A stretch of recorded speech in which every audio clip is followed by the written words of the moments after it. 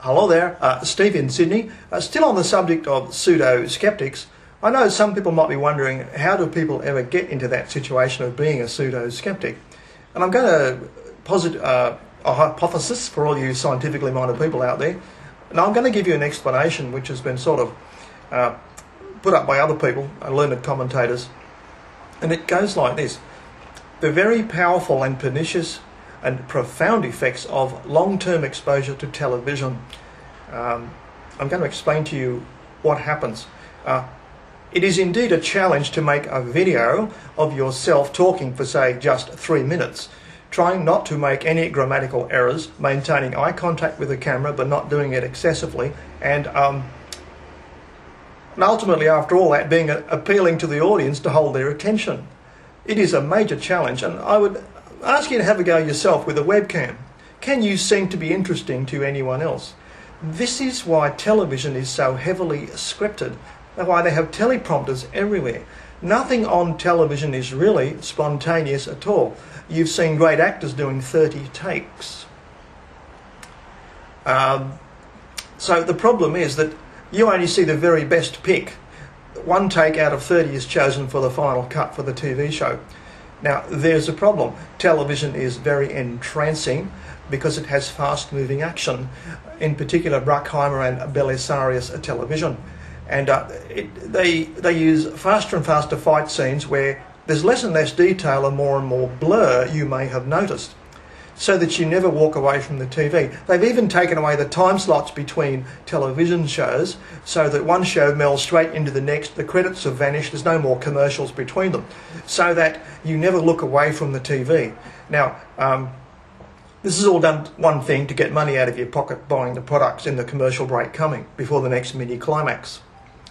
Now, there is a problem with doing this to millions and millions of people all the time, and the problem is that people are so hypnotically affected by it that many people attempt, and pseudo-skeptics do this too, but only perhaps because they are more profoundly affected than mainstream people.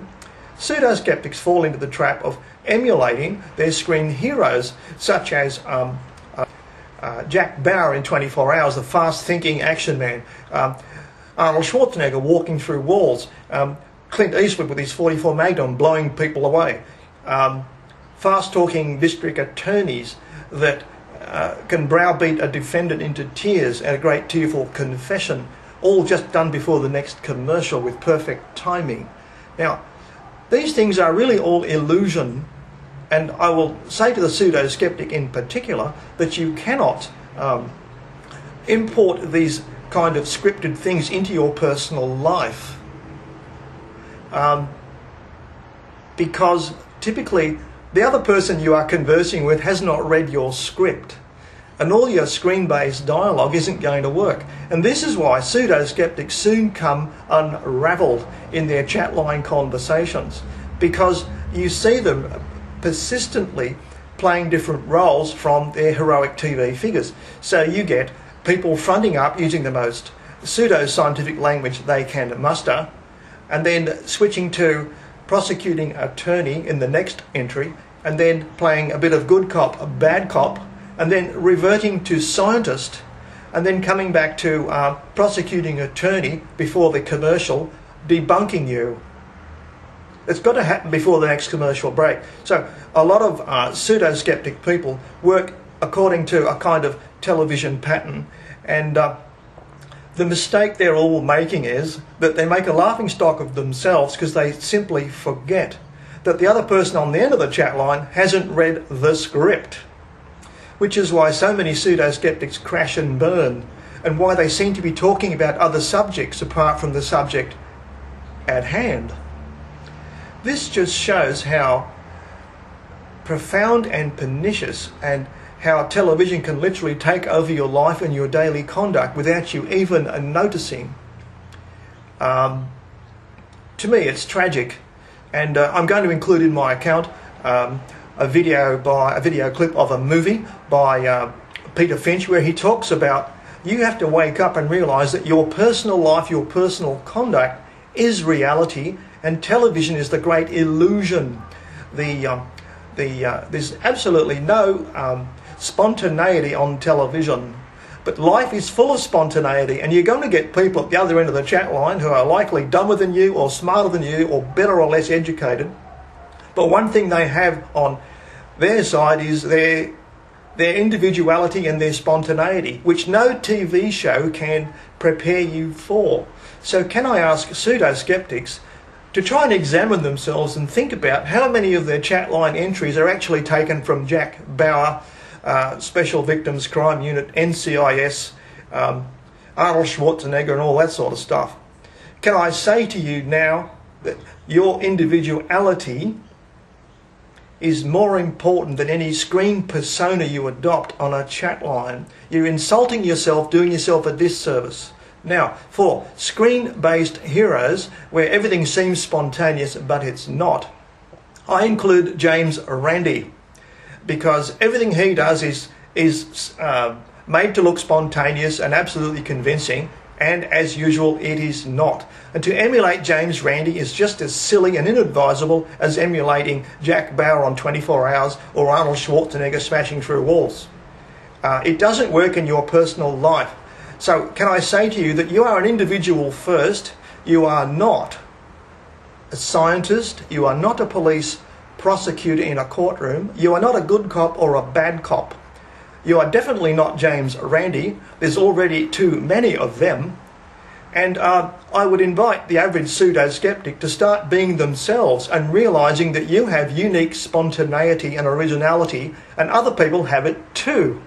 And you don't learn this by watching television. You learn it by interacting with other people. This is a lesson that many pseudo-skeptics don't seem to understand. I do invite input, commentary from other observers and other people, lay people.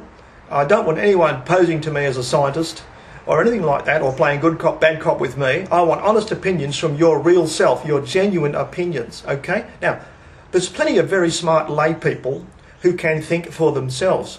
They are often worth listening to. They're on chat lines, you can find them. They hang around mysteries. They are fascinated by mystery. So there's a place to go. Can I say something about, I think James Randi has passed his high watermark, and he was sort of lifted even higher by a very extremely pernicious thing called Penn and Teller, where the average person was attacked off the TV screen, brutalised and abused using the foulest of language, urging the audience to stop thinking for themselves. And all kinds of independent small business people, alternative types of thinking, were demonised in favour of one thing only. Penn and Teller advocated that you go to a man in a white coat with a corporate cash register for all your needs and wants. And anyone who thought outside the corporatocracy spectrum was demonised. So, in case you don't know, corporatocracy was the favoured word for fascism, actually coined by Benito Mussolini. So Penn and Teller were stooges for the corporatocracy, trying to turn you into a drone, where you don't think for yourself, you just go to corporate cash registers and make donations for every whim and thought and desire you have. Randi was heavily quoted in that program as an authority figure, as he is all the way through Wikipedia. Can you see the connection now between dumbing you down, turning you into an obedient drone, consuming, being obedient, and then replacing yourself and then dying? To create more drones, of course, and keep the system going, to keep the flow of money into corporate cash registers. So, can I put it to you that pseudo-skeptics have, to a degree, been duped by one of the many great illusions that surrounds our life, and television is the vanguard of one of the many great illusions in our life. And it starts, you're literally born there, it's used as a baby sitter. You're exposed to umpteen murders and violent things and all sorts of things. the sexualisation of children occurs on the television, all sorts of things influence you. They have far more profound effects on your thinking than you realise. And it shows up on chat lines when people start emulating Jack Bauer and NCIS in chat line behaviours. And the other guys haven't read the script, and guess what? You crash and burn repeatedly. So I think I've said enough here, enough for you to think about, and I'd really like to get other people's ideas on this. And I'm going to find this Peter Finch video where you're told very stridently that television is the illusion and your personal, original, spontaneous life is the true reality. Your thought processes are valued. And I value your opinions and your feedback on this very important issue. Steve here in Sydney.